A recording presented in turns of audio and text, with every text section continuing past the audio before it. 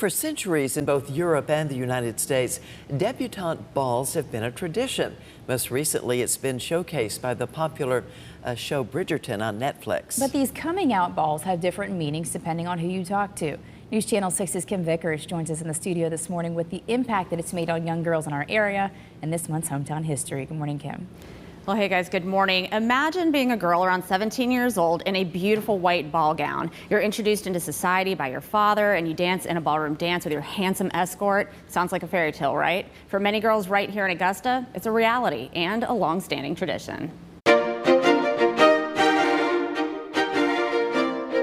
It's a tradition that began centuries ago. Young women from wealthy families formally introduced to society. The first debutantes were around 1780 with Queen Charlotte and King George. That's around the same time debutante balls became popular in the United States. Brittany Noel Corbin is a guest curator at the Lucy C. Laney Museum. As we look at America, some of the first ones that you see are in New York, in Louisiana, and then they start popping up a little bit more in major cities like Chicago, Atlanta, Philadelphia. These coming out balls were held for white heiresses and socialites, but they also have a long history within the African American community. News Channel 6's Dee Griffin is a former debutante. Cotillions have been going on for generations, but in the black community, they can be traced back to the Ethiopian balls back in the 1700s, and then the 1800s, the black debutantes in New Orleans, Illinois. Tony Dean is the program manager at the Lucy C. Laney Museum. She says these events did a lot for young African American girls. So a lot of these balls were started to help women with their deportment, to help them be able to function in the world,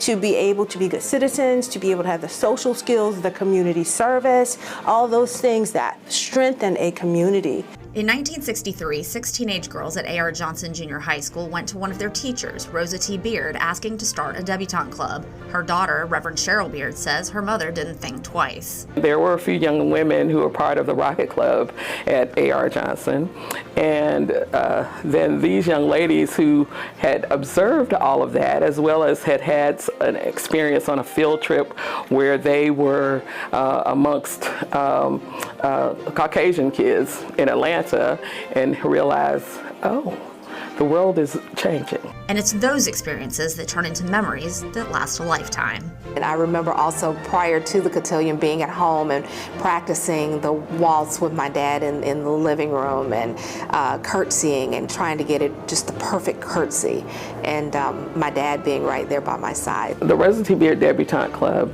is not just about a cotillion. That's our annual culminating event. The fact that we celebrate that rite of passage in a cotillion ball is just a little icing on the cake.